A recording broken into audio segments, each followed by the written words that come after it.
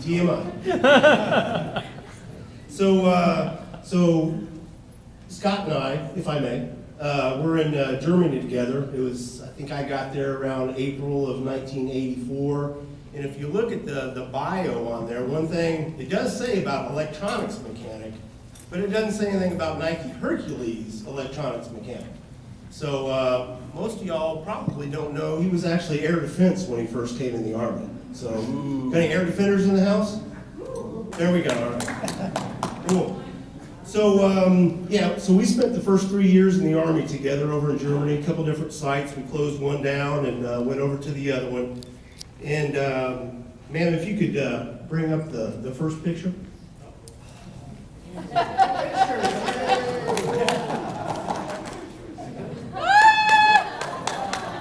Who is that? So this is one of the very first things that I see when I get to my new site.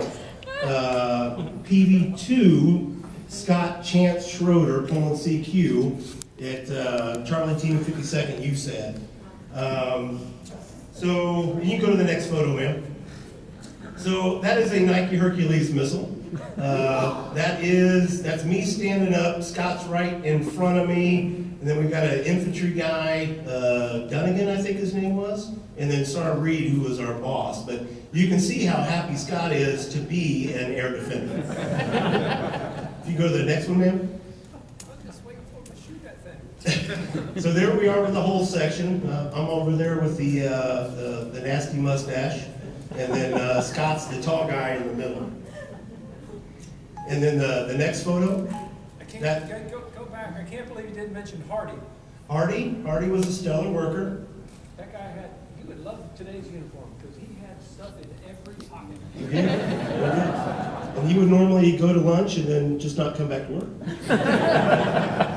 But yeah, that was a different time. So the next photo is actually, that's our whole entire unit right there. We only had about 30 people on each one of these Nike Herc sites. And it's kind of hard to see Scott back there, but all the way in the back row, all the way to the left, he's kind of hiding.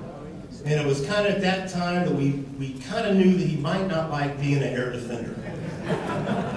Because the photo that I actually have framed from years ago, he's actually hiding. You can barely see his patrol cap there. And so, you know, there's a lot of things about Scott. I think, ma'am, you just talked about it. He's very competitive. There he is playing soccer. He's the guy with the hair and the yellow shirt. I think we were playing the team from Zamamphis there in Duersbach. There's Scott playing horseshoes right outside our team. Well, we didn't really have a team headquarters. It was all in one building. We had a kitchen, we had the offices, we had all the barracks rooms, the day room, everything was all in one room.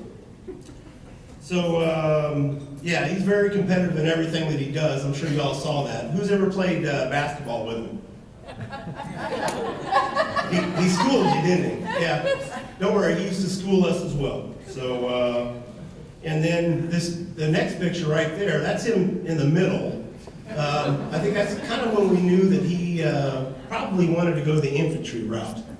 But he still had a couple years to figure that one out. And then I'll go ahead and go through the rest of the photos, ma'am. The next one, that's Scott at Toga Party. I did have to Photoshop some stuff out of that one. But we used to like to play hard and party hard as well. And this is actually probably one of the very last pictures that I took of Scott. He's wearing sergeant stripes. He was an acting jack sergeant, which really should have been mine. Based off the rules. The rules were whoever does best at the board would get the stripes. And the way I remember the story, you walked in there, they told you to do a left face, and you did a Right face. Right face. Yeah. So, yeah. So. I didn't have a beer or a beer stein in my wet leather boots, though. Well, that probably would have been Chavez. Yeah. Yep. So Scott, you know, some of his qualities, he's definitely a perfectionist. You know, of course, I talked to Tony and Ron and Major Bailey and Donald and everybody over the last couple of days, and they shared some really good stories. So Anthony Chavez, who was also a missile guy, him and Scott used to share a house together, and he shared the story of how Scott would come home every night, spend all night ironing his uniform, shining his boots, and then the next morning, when he woke up, he put his boots on, and if he just accidentally scuffed it, he would kick something with the other boots so they both matched. And then they also shared the story of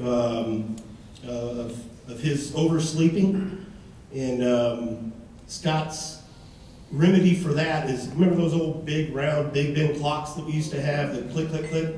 Well, Scott could perfectly balance that on his head when he slept at night, so he wouldn't sleep through his alarm. And then I think one of the things I liked watching the most was we had a blood draw once, and you had that vacuum sealed vial, and when they got ready to take Scott's blood, they poked on him for probably about 10 minutes and never could get any blood out of him. Well, then we finally realized that he'd been playing with that vial and pulling off the top of it, so it wasn't vacuum sealed anymore.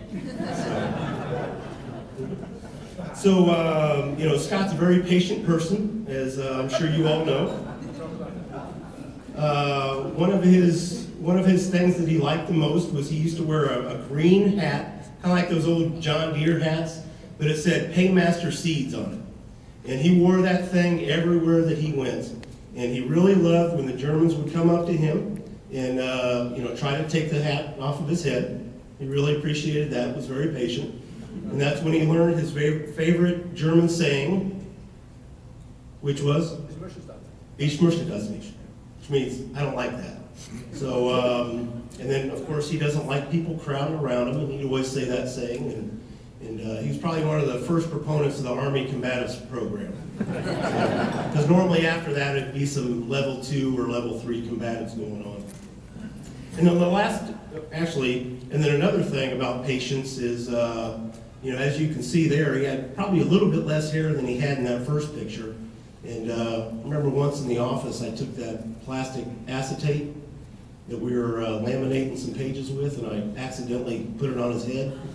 And I quickly ran out of the office because of your patience. I found humor.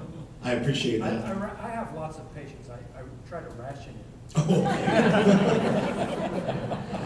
And then the last story that Sergeant Wortham wanted me to share with you is he remembers fondly when you would come over to the house and he'd cook up a big old mess of ribs. He said your plate was normally about 4 or 5 inches high, and you sat there one day and you eating them, sucking all the marrow out of it and licking your fingers, and sat back and rubbed your belly and said, "Hey, Sergeant Wortham, next time can you put less vinegar in the barbecue sauce?" So he didn't like that one. So in all seriousness, I've known this guy for 30 years, 30 some odd years, and we wish you all the best from all the guys back there in the Nike Herc days. Thanks for everything that you've taught us, and we hope you have as much fun in your post-Army career that you did while you were in the Army. So, cool, congratulations.